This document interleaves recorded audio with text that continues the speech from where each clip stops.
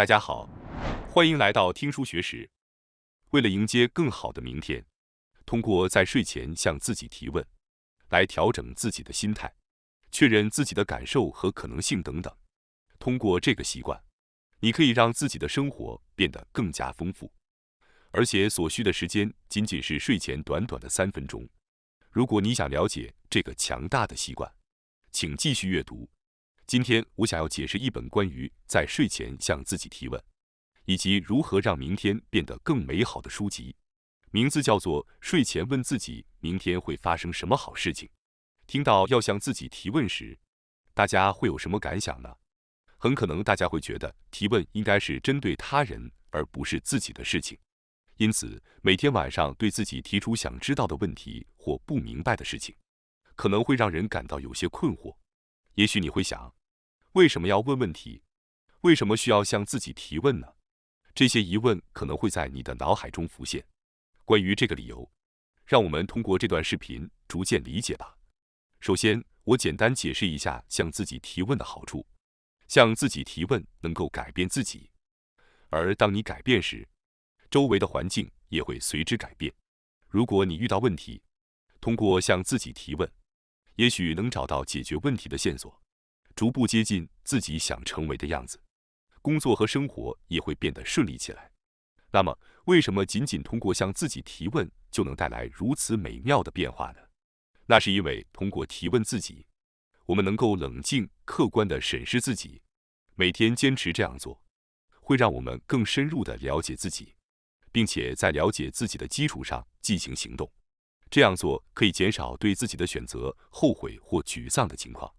其实，我们每天都在无意识地向自己提问，在我们日常生活的各个场景中，比如决定今天穿什么衣服、吃什么午饭，或者是如何解决工作中的问题等等，我们都会不自觉地向自己提问，并将这些答案转化为具体行动。据说，我们每天无意识地向自己提问的次数高达35000次。通过养成有意识的提问的习惯，我们开始意识到自己过去是在不经意间做出决定，从而开始有意识地思考并做出决策。这样做有助于我们成长为更好的人，并且各种事情也会变得更加顺利。说到这里，可能还有些人对向自己提问的好处半信半疑。接下来，我将详细介绍提问自己的好处，并举例说明如何提问，希望能更容易理解。也许今晚在睡前你会尝试一下，这样你会对这个习惯产生更多兴趣。今天我会专注于我认为个人重要的几个要点进行解释，希望通过观看这段视频能够激发你对本书内容的兴趣。如果觉得有意思的话，欢迎查阅完整的内容。让我们一起深入了解本书的内容吧。今天的主要内容如下：1. 每个人都在无意识中追寻自我行动的过程。2. 关于在有意识地进行自我提问方面的能量。3. 关于改善人际关系的提问。让我们立即从每个人都在无意识中生活并不断向自己提问这一点开始解释。就像我们之前提到的那样，在一天中，我们都在不自觉的头脑中询问自己并采取行动。举例来说，例如，有时候我们会根据当天的情况改变早晨的例行公事，比如起床后先洗脸，有时候先打开窗户换换空气，或者先启动手机检查邮件。即使在没有意识的情况下，我们也在头脑中确认自己想要做什么，然后采取行动。这就是说，早晨起床后首先想要洗脸，想要呼吸新鲜空气，想要检查邮件等等。这些都是我们自己给自己的回答，然后我们将其转化为行动。此外，我们可能会在不自觉的情况下确认自己，发出类似以下的言论：已经做了所有能做的事情了，这么做就够了，应该和好了，今天吃什么好呢？感觉胖了需要节食等等。通过这样不断向自己提问，我们能够客观地回顾、分析并控制自己的行为和思维。因此，我希望大家从现在开始有意识地向自己提问。这样一来，你可以更了解自己的感受和想法，并且能够更好地采取行动，使得各种事情都能够顺利进行。了解自己喜欢什么，什么时候感到快乐和开心，自己的价值观是什么，以及真正重视的事物。我们可以使一切事情都更加顺利进行。因此，我建议每天都向自己提问：但你知道接下来想要做什么吗？那么你能够回答这个问题吗？大多数人可能无法立即回答，或者虽然尝试回答了，但并没有确信那就是自己真正想要的。也许你会感到焦虑，因为无法回答关于自己的目标、梦想和希望等问题。但这没关系，人们经常误以为自己已经了解自己，但实际上却并非如此。作者说，能够轻松回答这2个问题的人并不多。然而，即使没有意识到这是向自己提问，每个人也都曾多次考虑过这些问题。我们不断地向自己提问，并从中得出答案，然后开始行动。这是我们走过人生的方式。通过反复向自己提问，我们探索并拓展了自己的潜力。换句话说，向自己提问将成为未来拓展你可能性的源泉。人类天生有一种特质，即避免改变现状，这是天生的大脑特性。而阻碍自身改变的敌人就是自己。因此，当我们开始新的尝试，或者面对不擅长或不愿意做的事情时，我们往往会下意识地踩下刹车，然后我们会在自己还不太明白的情况下，因为没去尝试而感到后悔，或者问自己为什么那时候自己没有努力等等。如果我们在日常生活中就意识到自己的问题并及时加以修正，那么就能减少陷入后悔的次数。因此，向自己提问的目的就是为了引导自己避免后悔。我们经常认为自己能够控制一切，但实际上这是非常困难的。当我们无法积极面对问题或采取行动时，通过确认自己的感受并找出自己厌恶的原因，调整自己的心态变得至关重要。通过不断向自己提问并调整心态，我们可以逐渐摆脱困惑和犹豫，变得更加积极乐观。据作者所言，将自问作为睡前的例行程序后，他变得更加积极乐观。即使像作者这样的人，有时也会在工作中遇到困境、犯错而感到沮丧，或者身体不适导致信心丧失，他也会在晚上通过自问自答来缓解这种情绪。作者会问自己：别人需要我哪些方面？我在社会中有哪些有用的地方？然后他会一直写下这些问题的答案，直到答案变得清晰明了。重要的是，不要过于深思熟虑，即使是微小的事情，也要一一记录下来。作者列举了一些例子，比如听完演讲后笑容满面，读完著作后精神振奋，或者与他人共同经历后对方变得更加开心等等。通过这些例子，只要找到一件事情证明自己的存在对他人有益，就可以成功地调整情绪，从低落的情绪中解脱出来。现在请问大家感觉如何？通过对自己提问，你是否感到情绪有所调整，或者开始有了提问的想法呢？我们作为情感的生物，有时心情平和，有时感到情绪低落或者烦躁，这是很正常的。当心情失去平衡时，对自己提问可以帮助你恢复平静。随着不断找到问题的答案，你会逐渐感到心情明朗，精神振奋，发现自己的变化。这就是提问的力量。每天晚上的提问都可以引导你，激励你，成为给予你勇气的支持。当然，听到这里，可能会有人觉得自己不知道如何提出可以整理自己感情或者使自己变得积极的问题。因此，在接下来的部分，我们将介绍如何提问，以及最初可以从哪些问题开始，希望能帮助大家更好地进行自我提问。接下来，我们将在第2节课中更详细地探讨自我提问的作用，并结合一些问题事例进行说明。我们将着重讨论自我提问在确认和鼓励方面的作用。首先，让我们从确认的角度来解释自我提问的第一个作用。确认的作用是指在工作或个人生活中审视自己所处的位置，确认自己需要做的事情。这种提问的目的在于确保我们清楚了解要做的事情，并激励我们采取行动。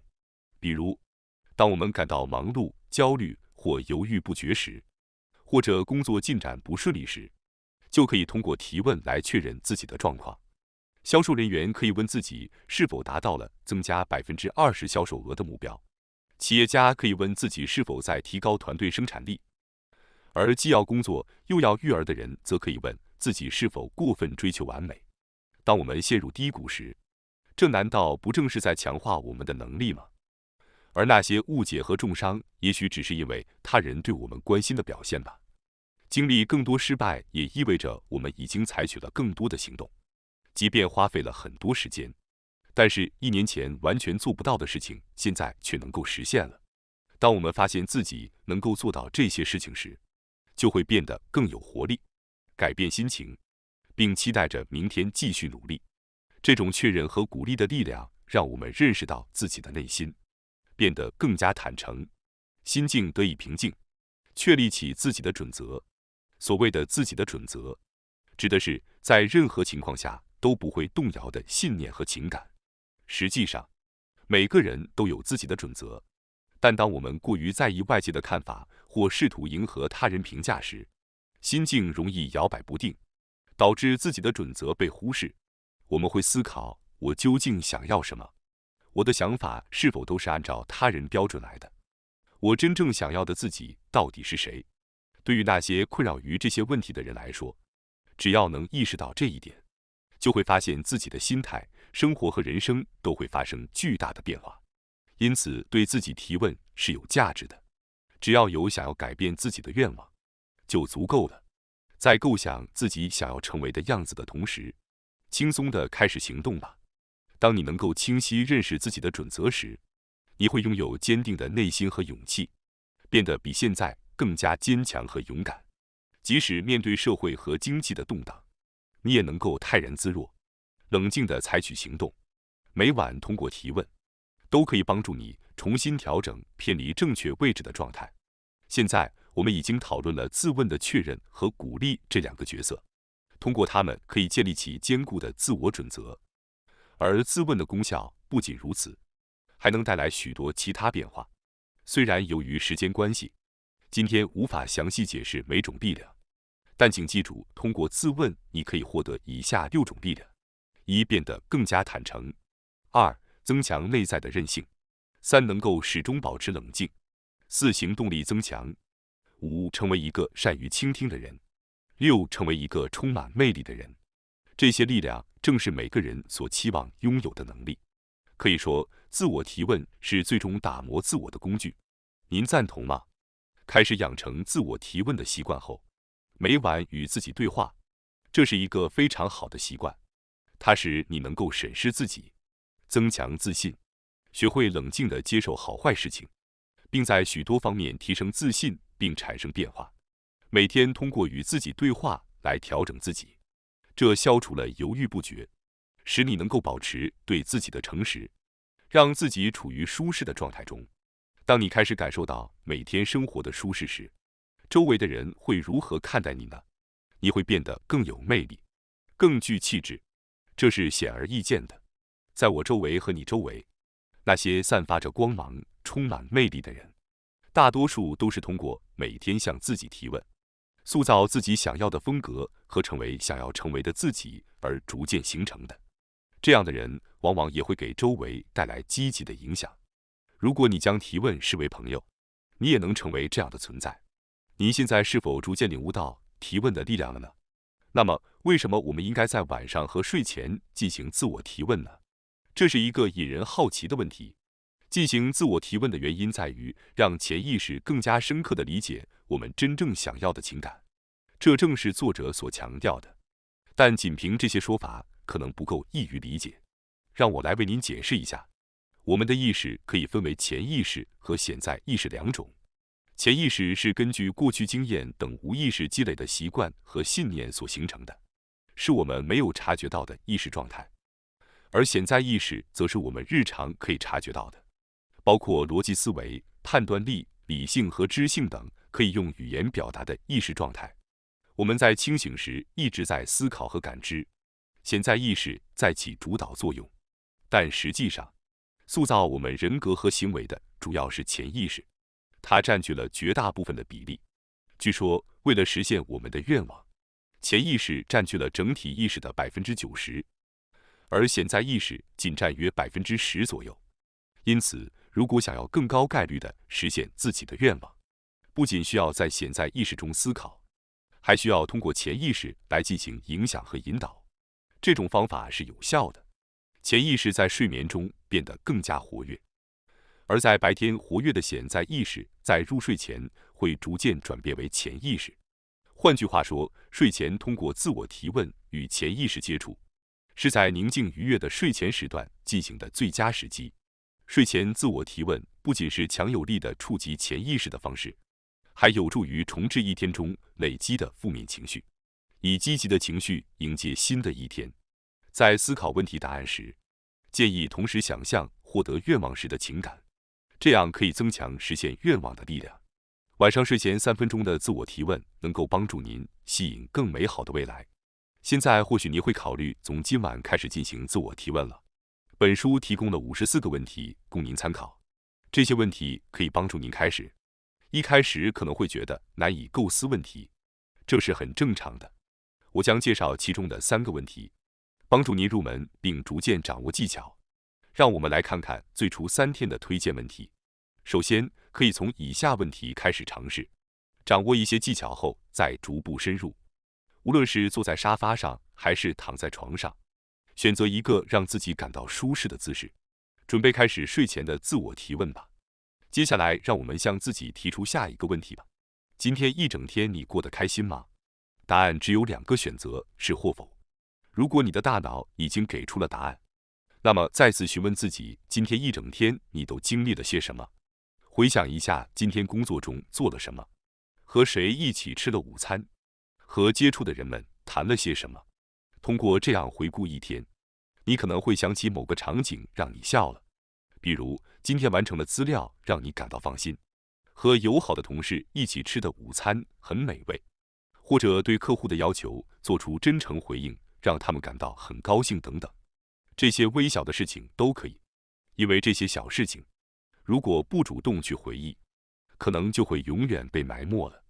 这个问题的目的是通过回想开心和达成的事情来放松心情，让心身进入轻松状态，然后就可以停止思考，直接入睡。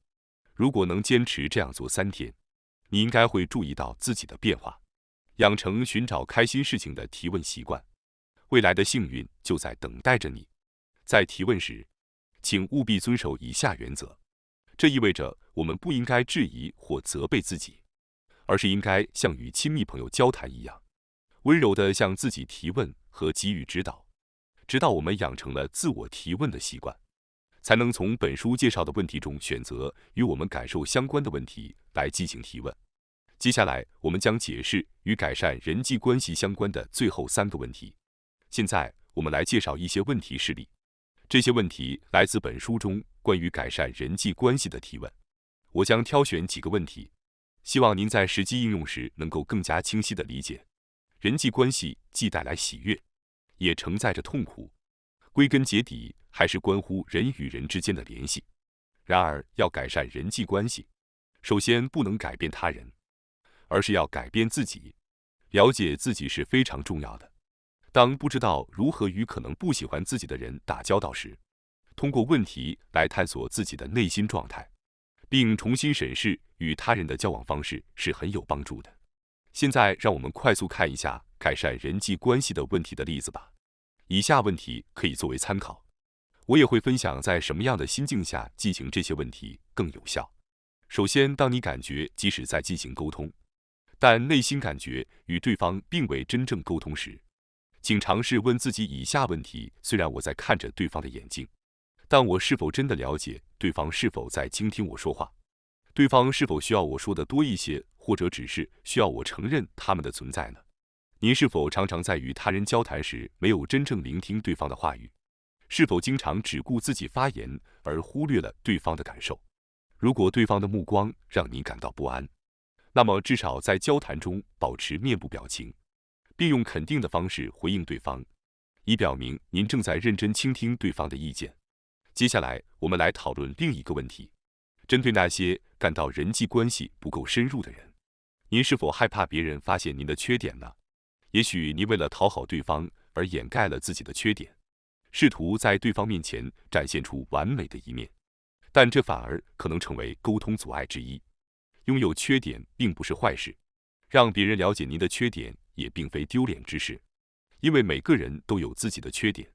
正是因为这些不足之处，我们才能感受到对方的独特魅力和可爱之处。对于您来说可能是讨厌的部分或缺点，对于对方来说却可能成为互相吸引的点。同样的，当我们看到对方的缺点时，会更努力地去理解对方并展开更好的沟通。关系不够深入，并不完全是因为您的缺点，更可能是因为您试图展现完美的一面，让对方感到局促不安。